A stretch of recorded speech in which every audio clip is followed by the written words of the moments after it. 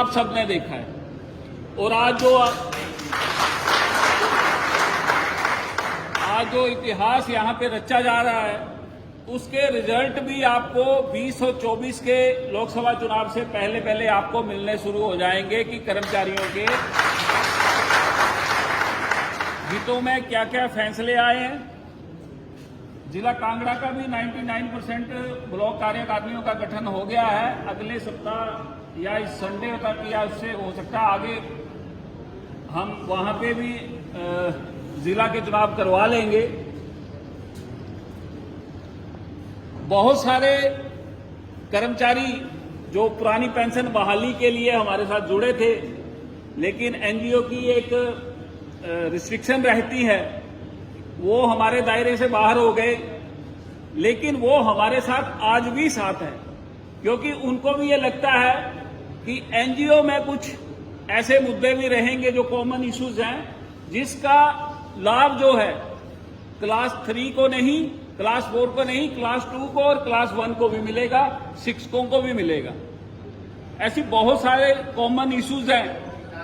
जैसे मैं उदाहरण के तौर पे कहूं कि एक मेडिकल फैसिलिटी जो है, जो कि दूसरे कर्मचारियों के लिए, प्राइवेट सेक्टर के कर्मचारियों के लिए कैशलेस मेडिकल फैसिलिटी रहती है, लेकिन हमारे कर्मचारियों के लिए वो सुविधा नहीं है। और अगर हम प्रयास करेंगे, अगर वो फैसिलिटी रहती है कैशलेस वाली हमें मिलती है, तो उसका लाभ क्लास 4 से लेके क्लास 1 हर कर्मचारी को मिलेगा, शिक्षकों को भी मिलेगा।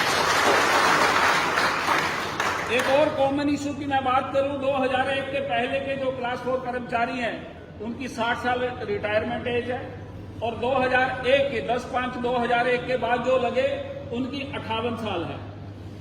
क्या आज से पहले जो भी एनजीओ रहे या जो भी कर्मचारी संगठन रहे, किसी ने इस ओर ध्यान किया? कितने कर्मचारी हमारे पेंशन से वंचित हैं अभी भी, जिनका 10 साल सेवा काल नहीं हुआ? अगर वो 2 साल का बेनिफिट उनको मिलता तो कितने कर्मचारियों को और पेंशन लग जाती? क्या किसी ने ध्यान किया कि केंद्र सरकार में आज भी 60 साल रिटायरमेंट एज है, तो हिमाचल में 58 साल क्यों है? जबकि हिमाचल का कर्मचारी केंद्र सरकार से ज्यादा फिट है, फिजिकली फिट है और ज्यादा एफिशिएंसी से काम भी करता है। तो क्या किसी कर्मचारी संगठन ने यह बात की कि जब हम पेंशन रूल या सर्विस रूल हम केंद्र के फॉलो करते हैं तो 60 साल की हमारी रिटायरमेंट एज क्यों नहीं है? लेकिन जब कार्यकारिणियां बंद दरवाजों में बनी होंगी, जब छाताधारी ऊपर से एनजीओ अध्यक्ष बनाए गए होंगे, तो वो बात नहीं कर पाएंगे। वो सिर्फ उनके दरबारों में घंटियां बजाएंगे, सैल्यूट मारेंगे, कर्मचारियों की बात नहीं करेंगे। एक ओपन हाउस से चुनाव जो हुए हैं अभी, अब मैं आपको बताऊं, जिला कांगड़ा के एक ब्लॉक में तो कुछ 700 कर्मचारी, मैं हैरान रह गया, इतनी संख्या हमारे एनपीएससीए के कभी चुनावों में नहीं आई या किसी मीटिंग में नहीं आई। एक ब्लॉक से 700 कर्मचारी वहां पे उपस्थित थे। किस लिए उपस्थित थे? क्योंकि उनको पहली बार महसूस हो रहा है, उनको पहली बार पता लग रहा है कि उनके ब्लॉक में एनजीओ का चुनाव हो रहा है। नहीं तो आज से पहले सुबह अखबार पढ़ते थे तो हमें पता लगता था कि हमारे तो ब्लॉक में आज एनजीओ का चुनाव था। किसी को पता लगता था? मैं जिला मंडी में पता नहीं क्या है, पर जिला कांगड़ा में तो मेरे ही ब्लॉक में 2 कार्यकारिणियां फ्रेम हुई हमारे साथ, लेकिन मेरे को सुबह पता लगा कि मेरे ब्लॉक में चुनाव था। पहले से पैनल सेट करके सिलेक्टेड कर्मचारियों को बुला के कार्यकारिणी बना के जब एनजीओ का स्टेट प्रधान बनेगा तो वो तो सरकार की बात करेगा, कर्मचारी की बात नहीं करेगा। और यही कारण है कि कर्मचारियों को आज पहली बार महसूस हुआ है कि जो एनपीएससीए ने करके दिखाया वो अब एनजीओ में भी वही करके दिखाएंगे। उसके लिए आप सभी जो खंड प्रधान चुने गए हैं, मेरा आग्रह रहेगा, ये ट्रांसफर, ये बदला बदली है, आप इसको बीच में जितना घुसेंगे डूबते जाएंगे गले गले तक। आप कर्मचारियों के मुद्दों को लेकर चलिए, बदला बदली कोई बात नहीं, पेंशन लग गई है ना, अब काला पानी भी भेज देंगे तो पेंशन मिलेगी। लेकिन कर्मचारियों की बात को आगे रखें, बहुत से मुद्दे हैं हमारे कर्मचारियों के, छोटे छोटे बहुत से मुद्दे हैं जो आज से पहले किसी ने रखे ही नहीं है।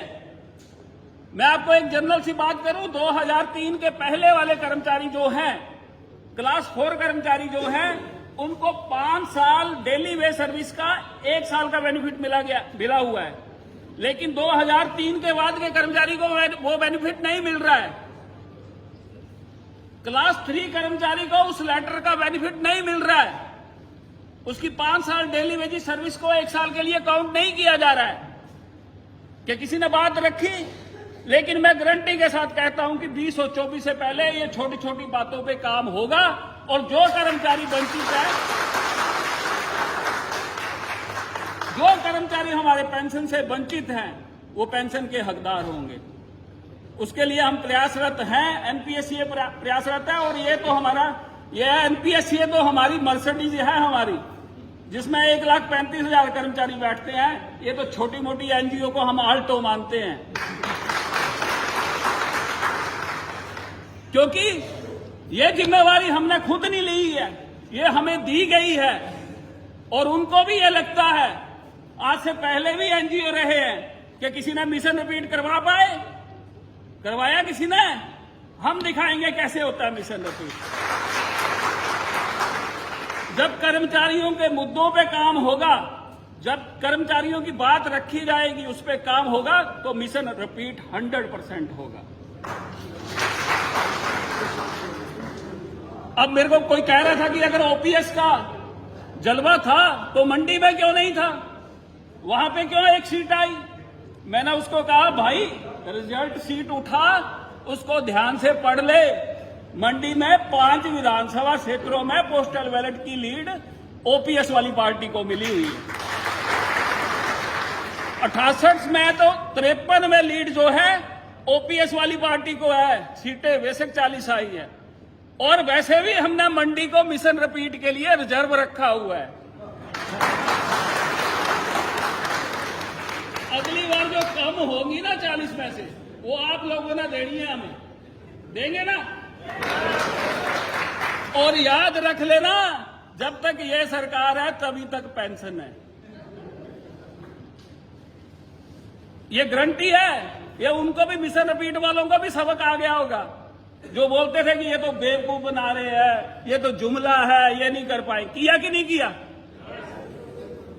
शर्मिंदगी तो उनको भी आती होगी कि भाई मनासी या प्रदीप जी ठीक कहते थे। शर्म तो आई भाई, शर्म नहीं करती है।